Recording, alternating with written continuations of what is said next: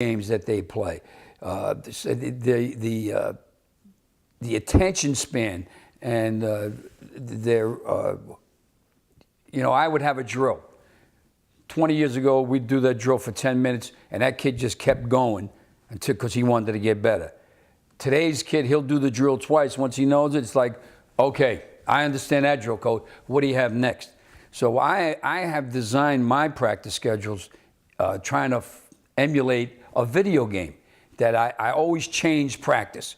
We may start with offense on Monday and finish up with kicking, and then the next day I change it. And everything is a rush. It's not like, all right, we're going to go. It's, hurry up, get over here, do this. We got it. Everything is like quick, quick, quick, quick. And I try to kind of make it like a video game because of the attention span. But I have really not seen any difference in kids of today as opposed to years ago, other than that attention span. Yeah, Tony, what impact do you feel a high school coach can have on an individual? I answered that partially earlier, but if you don't mind dwelling on that a little bit for the benefit of our audience. Oh, he has just an amazing impact and a wonderful opportunity to reach children. Just a wonderful opportunity because we're teaching them what they like. And I think that coaches probably can get closer to kids than their own parents. I've been godparent to more kids, and I've been to more weddings, and kids that have thanked me that have not gone on and even played in college but went to college. And I just think that we have the opportunity to teach kids to do the right thing, to be a good person through a mentoring program, to want to be a wonderful citizen of this country, to love their country. We have the impact because they like what they're doing. And I keep bringing that back because, a kid may not like math. He may not like English. And I've always said, a kid can hate math, but if he's getting a 95 in math, he likes going into class. So, it's important to be successful. So, you have to be able to win in order for kids to listen to you. But winning at all costs, absolutely not. Win the right way. Win properly in terms of letting kids do other things. Let kids go out for other sports. Let them enjoy their life. And still, when they come to practice, focus so that you can be successful. Tony, school administrators, you've obviously been in that whole process, and how helpful can they be, and how do you interface with school administrators? Well, I think the school administrators have to understand what is the importance or non-importance of a sports program. To me, the sports program is the window of a school system. It's just a perception. But when a person sees that a school has a great sports program, they automatically just think that it's a great school system. And a school that doesn't have a good sports program, they're not getting it done over there educationally. And I think that there are administrators who believe that, and they know that this is the way that you get the publicity that you have a very good school system, and they understand that. And then there's administrators who will fight you tooth and nail. And I think once they understand what you're trying to accomplish, that if a kid does something wrong, he's going to be disciplined, and you're not going to sweep it under the rug, so that you can win a game. And once they believe that you're doing the right thing as a coach, they will support you 100% because they know what you're accomplishing with the kids in the sports program. Tony, what advice will you give the two other coaches, fellow coaches who want to improve, and how would you suggest they master their craft?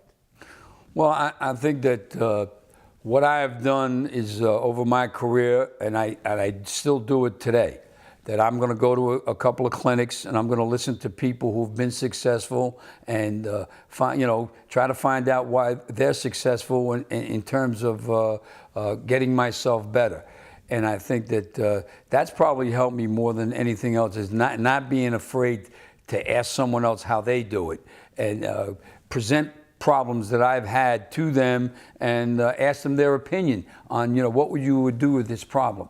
And I think as long as you don't take the position that, I'm the best, or I'm not very good because I don't get the players, and that you ply your trade just like every other field in terms of always trying to get better and never think that you know everything. And that's one way to get better at your sport. Tony, could you salute three people who are living or dead or otherwise on a global basis, if you had to select you'd like to have dinner with? Wow. I think that, I hate to just direct it to sports because I don't want people to think I'm narrow-minded, but I would really love to sit down with John Wooden. I really would. And if I had the opportunity to sit down with Vince Lombardi, who has now passed away. And I think that the way he has come up so fast and actually scared me because of his lack of experience, but he must be a unbelievable person. If I had the opportunity, I'd love to sit down with Barack Obama. Tony, I had the benefit of the Jim Kennedy experience, and for the benefit of our audience, I myself was taken, blown away by sensitizing to that experience where you were so primary. Would you mind elaborating on that whole experience? Yeah, Jimmy was a special kid because he was 6'5", 300 pounds in the 9th grade. And I have never, ever tried to get a kid to play football because I always felt that if you try to talk a kid into playing and then things didn't work out for him, there would be problems. He was one kid that I went after because he was not playing. He had family problems. I think as a freshman, he might have been involved with selling drugs, and there was just so many problems. And he just happened to be in my phys ed class. And I would badger him every day, almost to a point that one of these days he was going to take a swing at me to come out for football. And I finally got him to come out. And I saw his development so quickly, and he was in special ed classes. And I thought that, he's going to have to stay there, and he could never go to college. And he was just picking things up so quickly that I said, this kid can't be a special ed student. And, and he got targeted when he was younger, through his, I guess, lack of family support. And we got him into, mainstream courses. And he got the opportunity to play for Joe Paterno, went down there as a partial qualifier and, made All-American. And then when he was coming out he graduated in 4 years, which gave him a 5th year if he so chose, because he was a partial qualifier. And I knew some people in the NFL, and they said that he's probably going to come out in the 3rd or 4th or 5th round. He wasn't in great shape. So I called Jimmy up, and I said, this is the deal. What do you think? He said, well, no one can train you like me, train me like you, coach. So I said, here's what I'll do. If you want, go back to Penn State the 5th year, come up here in February, and for 2 months, I'll train you. So he moved in with me, and we used to get up 4:30 in the morning and go train before school, train after school, and he went from 370 pounds, and he went back to Penn State at 312. And because he lived with us, I always had a good relationship with him, but it became like a father-son thing. And he wound up getting drafted 12th in the draft. And he's still playing today. He finished up with the Vikings. He got a lot of playing time. He builds houses. He makes a lot of money. He has never tasted alcohol, never had a beer, no type of drink. He's married with 2 children.